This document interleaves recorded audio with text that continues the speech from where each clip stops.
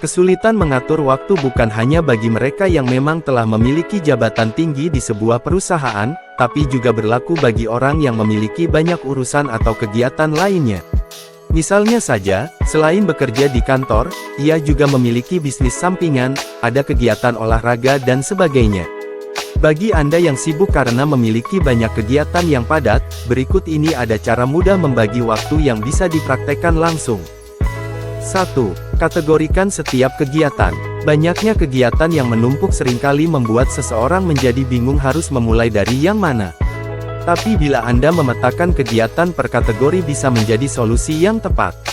Cara ini sendiri diterapkan oleh Chief of Engineering Pinterest, Lee Fan, di mana dirinya membagi hari-hari khusus untuk melakukan pertemuan besar di satu hari, kemudian pertemuan yang lebih kecil di hari berikutnya, dilanjutkan dengan pertemuan dengan perorangan di hari yang lain dan tak terlupakan diskusi dengan anak buahnya yang dilakukan pada hari lain berikutnya. Dengan membagi-bagi hari penting, Anda bisa menjadi lebih fokus mengerjakan sebuah pekerjaan. Selain itu, dengan memisahkan pekerjaan satu dengan yang lain, Anda pun dapat menerapkannya pada hal-hal yang sifatnya lebih kecil. Salah satu contohnya, menerapkan hal tersebut untuk belajar. Misalnya setiap hari Senin Anda belajar matematika, kemudian Selasa belajar IPA, dan begitupun hari-hari berikutnya. 2. Warnai kegiatan dan isi waktu yang kosong.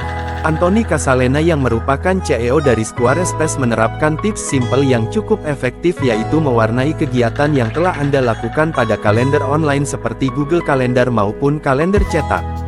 Tujuan untuk mengukur waktu senggang yang Anda miliki sehingga bisa dialokasikan dengan kegiatan lainnya yang lebih bermanfaat.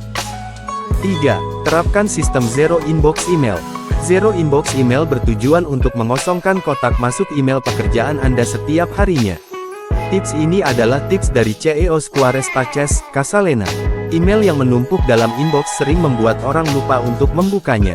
Dengan mengosongkan inbox setiap harinya setidaknya membuat lebih mudah disadari.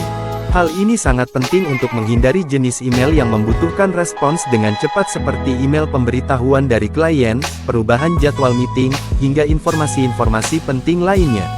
Menerapkan tips satu ini pun terbilang cukup mudah, yakni cukup cek email di waktu tertentu. 4. Alokasikan waktu senggang dengan tugas ringan. Untuk tetap fokus pada apa yang dikerjakan, cobalah memulainya dengan mengalokasikan waktu senggang untuk mengerjakan tugas yang ringan. Hal tersebut telah dijalankan oleh Emmanuel Arnault yang merupakan CEO dari Guesto Gues dan Homex Change. Dengan mengerjakan tugas di kala senggang setidaknya dapat Anda bisa menyicil pekerjaan agar selesai tepat waktu.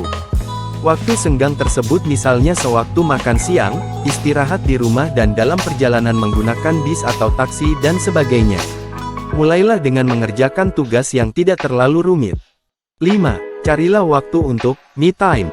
Menurut CEO eHarmony, pekerjaan yang sering bertemu dengan banyak orang adalah salah satu pekerjaan yang cukup membosankan. Oleh karena itu, dirinya merekomendasikan setiap karyawan yang mengalami hal tersebut untuk dapat mengatur waktu dan mencari waktu menenangkan diri dengan memanjakan diri atau me time.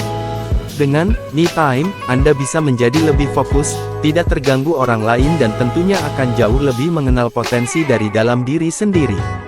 Hal ini tentunya akan membuat hidup menjadi lebih tenang dan fresh, sehingga ketika mau mulai aktivitas lagi menjadi lebih segar dan semangat. 6. Buat catatan, to-do list, dengan menggunakan tangan. Beberapa survei akademik menyebutkan bahwa menulis to-do list dengan menggunakan tangan jauh lebih efektif dibandingkan menyimpan to-do list menggunakan perangkat elektronik. Kegiatan menulis tangan dinilai mampu membuat pemahaman di otak menjadi lebih baik.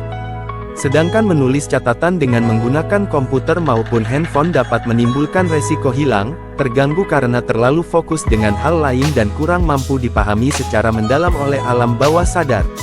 Untuk memulai menulis to-do list yang sederhana, Anda bisa menuliskannya di notebook, post-it, dan lain sebagainya yang sifatnya lebih mudah diakses dan tentunya tidak mudah hilang. Lakukan dengan disiplin. Percuma saja rasanya bila cara membagi waktu sudah diketahui tapi tidak mempraktikannya langsung. Segeralah atur kegiatan yang super padat, agar Anda bisa lebih mudah menjalankan setiap kegiatan. Selain itu, hasil yang dikerjakan juga akan lebih maksimal. Mungkin awal pertama Anda akan merasa sulit, tapi jika dilakukan dengan disiplin, cepat atau lambat akan terbiasa dengan jadwal kegiatan yang tertata rapi.